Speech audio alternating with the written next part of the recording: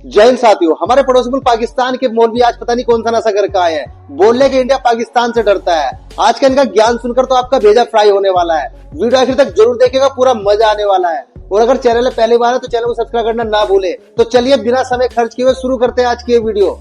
तो चलिए शुरू करते हैं। इसराइल ने जो मदद मांगी इंडिया से, इस पर आपका क्या राय है? क्या इंडिया मदद करेगा? करेगा। क्यों करेगा? क्या मफादात है इंडिया के अपने इसराइल से? वो शुरू से मुसलमानों के खिलाफ है, काफिर मुल्क है, वो काफिर है, काफिरों की काफिर मदद करेंगे। बेवकूफ। आप हमारे हमसाये मुल्क भारत को काफिर कह रहे हैं, क्या रीजन है इसके पीछे? हालांकि पाकिस्तान ज्यादा मुसलमान तो हिंदुस्तान में रहते हैं। तो मुसलमानों के साथ क्या नहीं हो रहा? क्या हो रहा है? जो पाकिस्तान की बात करता है वो ही मारा जाता है।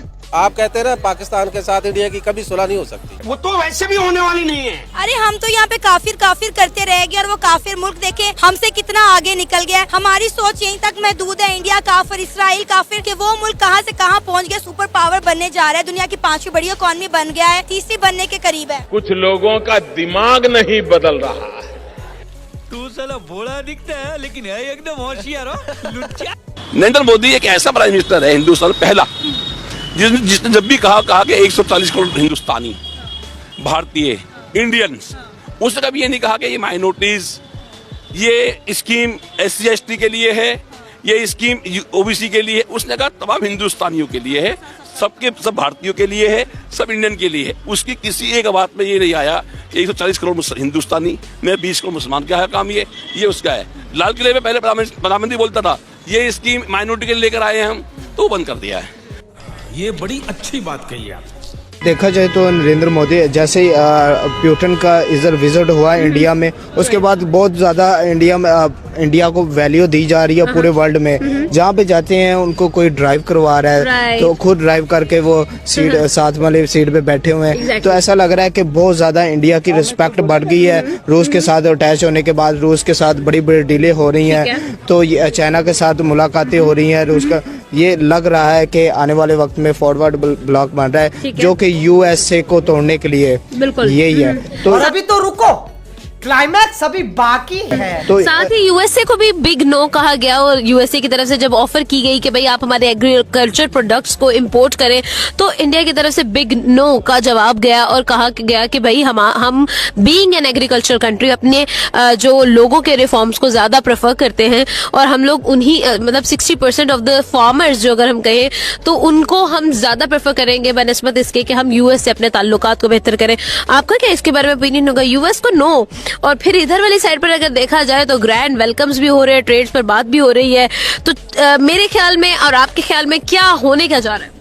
देखा जाए तो USA को नो कहने के बाद बहुत ज़्यादा मुलाकातें बढ़ गई हैं रूस के साथ, चाइना के साथ और अदर कंट्री के साथ। तो इसमें साफ नज़र आ रहा है कि जो इंडिया जो चाह रहा है USA को नो करके साइड पे रख के उन्होंने कहा है कि आप होंगे अपनी जगह पे सुपर पावर, लेकिन हम भी आने वाले वक्त के सुपर पावर हैं। बात तो सही है। देखिए ये दुनिया के लिए बहुत बढ़िया डेवलपमेंट है और इंडिया जब इस तरह बाहर से असला वगैरह ले रहा है, जैसे अपने डिफेंस के लिए जहाज वगैरह ले रहा है, तो ये दुनिया के लिए खतरा है। खतरा है और पाकिस्तान के लिए भी खतरा है। पाकिस्तान को भी अपने आप को स्ट्रॉन्ग करना पड़ेगा। तो पाकिस्तान को भी चाहिए कि ज़्यादा से ज़्यादा चाइना से अपने जहाज जो ऑर्डर करे और अपने को इस लेवल पे लेके जाए कि हम इंडिया को इजीली शिकस्त दे सके वहाँ पे। हाँ ठीक है। देखिए ये और चाइना की जो पाकिस्तान और इंडिया की जब भी जंग हुई है तो हमेशा पाकिस्तान ने और इंडिया को आपस में टक्कर दी है। ठीक है, अगर इंडिया के पास इतनी ज़्यादा तैयारे हैं तो पाकिस्तान को भी ये पता होगा कि पाकिस्तान ने कहीं से तैयार लेने हैं। तो वो उसको चाहे चीन या आजकल जिस तरह अमेरिका के साथ भी पाकिस्तान के बहुत ताल्लुकात अच्छे जा रहे हैं, तो पाकिस्तान लाजमी इनके पीछे कोई पर्दों के पीछे कोई डील ऐसी कर रहा होगा कि अगर उन लोगों ने डील की है तो हम भी उनको कम्पीट कर सकें। बस हवा निकल गई जी। अब इंडिया को चाहिए थोड़ा सा बांग्लादेश के ऊपर हाथ रखे। ठीक है, मोदी साहब को यही बोलूंगा कि यार आप बांग्लादेश से हाथ मिला लो, वो भी आप लोगों के भाई हैं, आपका पड़ोसी मुल्क है, थोड़ा सा बेहतर ताल्लुकात करें, आपका भी ट्रेडिंग अच्छी हो और इंडिया बांग्लादेश की भी अच्छी हो। ये कह रहे हैं कि हम तो आज भी बांग्लादेश को अपना बच्चा समझते हैं। ये जाके पाकिस्तान की गोद में बैठ रहा है, ये चाइना की गोद में बैठ रहा है। नहीं, गोद में नहीं बैठने की बात है। ठीक है, गोद में तो बड़े बड़े बंदे बैठ जाते हैं, मोदी भी बैठ जाएगा गोद में पाकिस्तान के गोद में या चाइना की गोद में नहीं बैठना चाहिए। बांग्लादेश एक अच्छा मुल्क है, अपने खुद सिर पे उठेगा और इंडिया को बताएगा कि वाकई बांग्लादेश में। आगे चल यार, आगे चल। आप कुछ भी बोलो, ये नहीं सुनने वाला। इंडिया जो है ना अब डरा हुआ है, इंडिया डर भूख है जी, कहाँ वो बहादुर है। ठीक है वो जो है ना क्या बात कर रहे हैं, कैसे डरपोक है? अगर हम जंगों की बात कर ले इंडिया और पाकिस्तान की, तो जंगे तो सारी वो जीते हुए हैं। बस वो जो है ना, ये जो है ना हमारी थोड़ी सी कुछ पॉलिसीज गलत थी, वरना जो है ना वो चाइना से अभी उसने मार खाई है।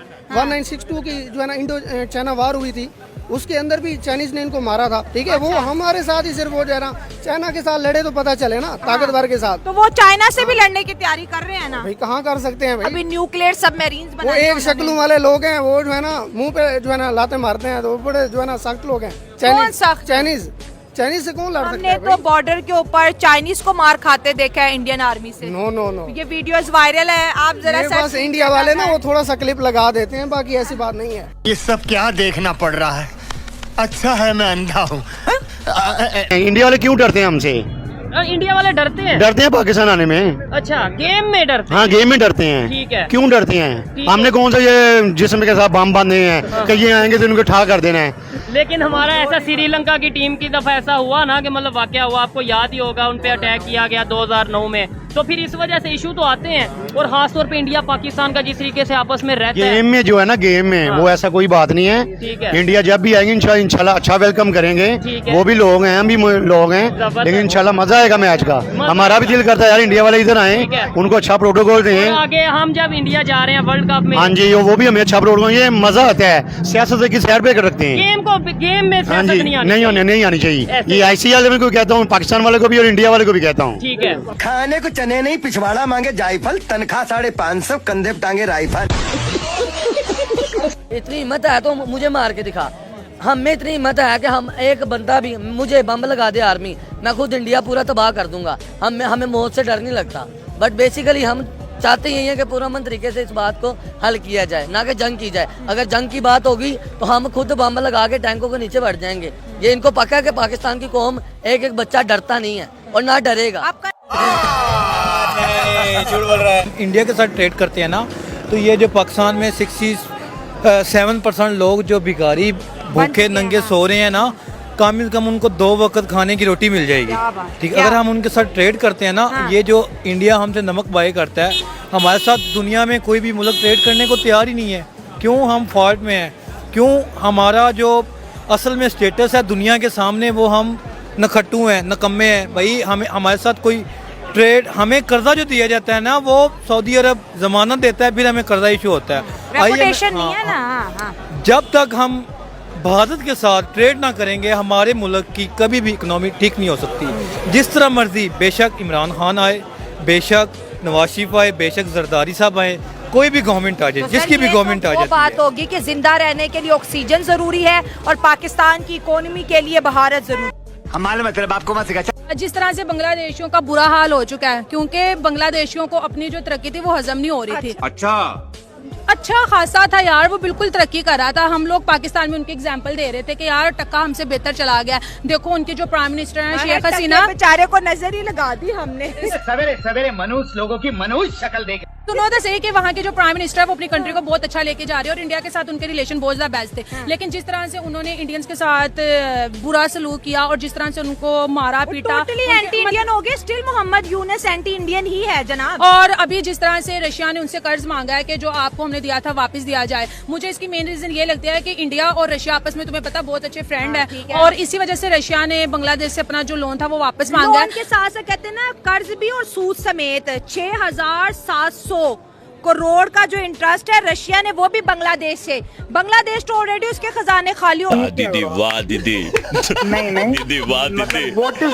हमारा जज्बा है, अगर इंडिया ने ये काम किया जंग वाला, इन्हें को 5 मिनट में पाकिस्तान खत्म कर सकता है इंडिया को। इतनी बड़ी एपिक जी, बहुत ज्यादा। क्या बात कर रहे हैं भाई, वो इतना बड़ा मुल्क है। कोई बात नहीं, ये भी 4 सूबे है माशाल्लाह, कोई ऐसी तो बात नहीं। 28 सूबे हैं। कोई बात नहीं, 4 बहुत मुसलमान है हम लोग, मुसलमान के पास बहुत जज्बा है। उनके पास क्या 25 करोड़ मुसलमान नहीं है? वो पाकिस्तानी के साथ है, वो उनके साथ नहीं है। सर वो भारतीय मुसलमान भारत के साथ है। सोशल मीडिया तो देखें जरा। हम देख रहे हैं, जो पाकिस्तान है ना, वो दुनिया में कोई भी नहीं है। मस्त जोक मारा रे, ये हंस रहे हलकट हंस।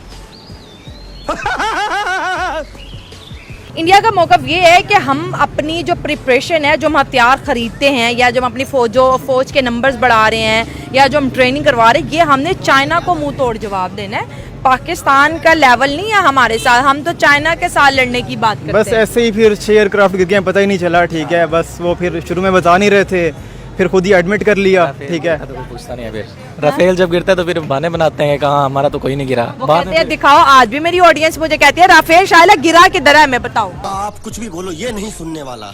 मैं प्राइम मिनिस्टर नरेंद्र मोदी की स्पीच सुन रहा था, अभी कल परसों स्पीच सुन रहा था, तो उसके बीच में मैं सुन रहा था कि वो पाकिस्तान के प्राइम मिनिस्टर को चैलेंज कर रहे थे कि आओ हमारे साथ मुकाबला करो, आईटी में करो, गुर्बत खत्म करने में करो। हम देखते हैं कि पहले आप गुर्बत खत्म कर सकते हो अपने मुल्क में, या हम अपने मुल्क में गुर्बत खत्म करके दिखाते हैं। को ये चैलेंज एक्सेप्ट करना चाहिए ना। तो देखे ना कि उनके प्राइम मिनिस्टर ने अपने मुल्क में गुर्बत खत्म करके दिखाई नहीं। उन्होंने एजुकेशन की बात की कि अपने लोगों को एजुकेशन आप ज्यादा देते हो कि हम देते हैं, टेक्नोलॉजी हम अपने मुल्क को ज्यादा देते हैं कि आप देते हो। देखो उन्होंने वो सारे काम करके दिखाए। आज हिंदुस्तान को देखो टेक्नोलॉजी में नंबर 1 जा रहे हैं, एजुकेशन आईटी उनकी पकड़ी नहीं जाती, एआई उनका नहीं पकड़ी जा रही। किसी भी फील्ड में ले लें आप, डॉक्टर उनके नहीं माने जाते भाई, पूरी दुनिया में माने जाते हैं डॉक्टर उनके, इंजीनियर उनके पूरी दुनिया में बैठे हुए हैं, आईटी के एक्सपर्ट उनके पूरी दुनिया के बीच में है। किसी भी फील्ड में आप ले लें तो हिंदुस्तान का ही नजर आएगा। शाबाश बेटा, बहुत बढ़िया। क्या हो रहा है माँ जी? कश्मीर के अंदर आप कुछ बताएंगी मुझे? बहुत जुल्म हो रहा है, कत्लेआम हो रही है, कोई खाने को नहीं मिल रहा, पीने को नहीं मिल रहा, उनको ऊपर जुल्म हो रहा है, बहुत जबरदस्त हो रहा है। आपको कैसे पता? आपको कैसे पता वहाँ जुल्म हो रहा है? आपको कैसे पता माँ जी? बस खबरें सुनते हैं ना, जब तो देखते हैं ना। अल्लाह ताला नहीं चाहता मुसलमानों के साथ जुल्म होते हुए।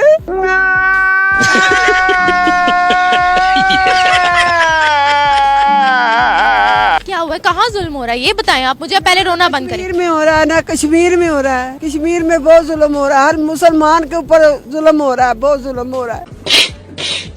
जीत मुसलमानों की होगी, जीत मुसलमानों की पहले भी होती है, तो अब भी होते, कुर्बानियां दे दे कर जीत हुई है। छोटी बच्ची हो क्या? कैसे कैसे लोग रहते हैं यार यहाँ पर।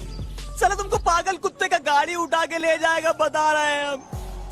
अमेरिका पाकिस्तान को इस्तेमाल करता रहा और पाकिस्तान होता रहा, क्योंकि जाहिर है जब आप इकोनॉमी पे काम ही नहीं करते सीरियसली और इसी तरह के पैसों के ऊपर आप सारी अपनी इकोनॉमी चलाते हैं, फिर तो यही होगा ना, लोग इसी तरह करेंगे और वही हो रहा है, कुछ नया नहीं आप है। कह रही हैं कि ये पैसा हमें सिर्फ करप्शन करने के लिए इन्वेस्टमेंट हो रही है, ये जो अमेरिका की तरफ से है? नहीं, वो करप्शन तो हम खुद करेंगे सर, वो तो मैं अमेरिका इसलिए लगा रहा है ना ताकि अमेरिका के इशारों पे नाचे।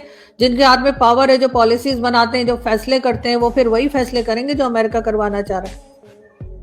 बात तो सही है। अगर अब गलती की इंडिया ने पाकिस्तान पर हमला करने की, तो मैं आपको ये यकीन दिलाता हूँ कि हम अपनी मुसल्लह अफवाज के साथ हैं।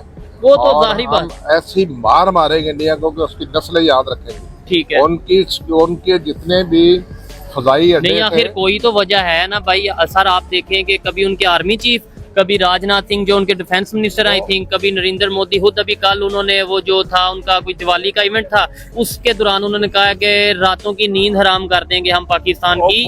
वो अपनी खबासत, अपनी हसीमत, अपनी बेइज्जती को कवर करना चाह रहे हैं, लेकिन उन्हें ये नहीं पता। अगर वो इतने बहादुर थे, 2-4 दिन लड़ लेते और हमारे साथ, क्यों अमेरिका के पाँव में जाके गिरे हैं, क्यों ट्रम्प के पास गए? वो कहते हैं अब पाकिस्तान क्या होगा या पाकिस्तान। ट्रम्प 20 दफा कह चुका है, मैंने नरेंद्र मोदी ने मुझे फोन किया था, मैंने जंग बंद कराई है। झूठ बोल रहा है, चूतिए हो तुम दोनों। मोदी साहब को ये बोलना है मैंने कि हम सोए हुए नहीं हैं। अच्छा, हमारे अंदर इंसानियत है, हम इंसान हैं। आपने कोई पंगा लेना है ना, तो लेके देखो इंशाल्लाह, फिर हम आपको बताएंगे हम क्या हैं। पहले भी आपने एक पंगा लिया था, 2 त्यारे खत्म करवाए आपने, फिर आना है तो आ जाए, हमारी आवाज। अगर बात करें, वैसे तो मैं ये बात ही नहीं करना चाहता कि पंगा होना चाहिए या नहीं, मोहब्बत का पैगाम देना चाहिए। अच्छा, हमको सिखा रिया है। इंशाल्लाह ताला पाकिस्तानी और मुस्लिम जितनी भी कंट्रीज हैं, इनको चाहिए कि मिलकर इंडिया को और अमेरिका को और इसराइल को मजा चखाए। मजा नहीं चखाना भाई, सुलह कराए ना। सुलह किस चीज की करवाए? उन्होंने इतने मुसलमान मारे हैं, उनको चाहिए ना सुलह करें। पाकिस्तानियों का काम नहीं है सुलह करना, ठीक है, पाकिस्तानियों का काम है इसराइल को खत्म करना। खाने को चने नहीं, पिछवाड़ा मांगे जायफल, तनख्वाह 550, कंधे पे टांगे राइफल। जितने भी लोग खड़े होंगे, किसी से भी पूछ ले, हाँ भाई अंग्रेजों के बारे में क्या कहना चाहेंगे, नॉन मुस्लिम के बारे में क्या कहना, वो ये क्या कहेंगे, ओ भाई यहूदी काफिर, ठीक है। लेकिन कपड़े हम उनके उतरे हुए, ये भी नहीं कि उनके और भाई हम उनके उतरे हुए अंडरवेयर भी पहनते हैं, उनकी चड्डियां भी पहनते हैं, उनके सॉक्स भी पहनते हैं, उनके कपड़े भी पहनते हैं, इवन के लेडीज उनके अंडरगारमेंट्स भी पहनती हैं। पाकिस्तान की बात बता रहा हूँ सर। लेकिन ये सभी चीजें और ये सभी चीजों का यूनिट आपके पाकिस्तान में है। हर चीज यहाँ पे बनती है और बाहर एक्सपोर्ट होती है और हमारे पास लंडा बन के आती है। हमें इस कदर बदतर समझा जाता है पाकिस्तानियों को, हमारे ऊपर किसी का कोई फोकस नहीं है। अच्छा, लेकिन आप देखने वाले जो लोग देख रहे हैं, क्या यही उतरे हुए कपड़े गोरों के या यूरोप से कहीं से भी, जिसे हम लंडा कहते हैं, क्या इंडिया में भी आता है? ये सब क्या देखना पड़ रहा है? अच्छा है मैं अंधा हूँ।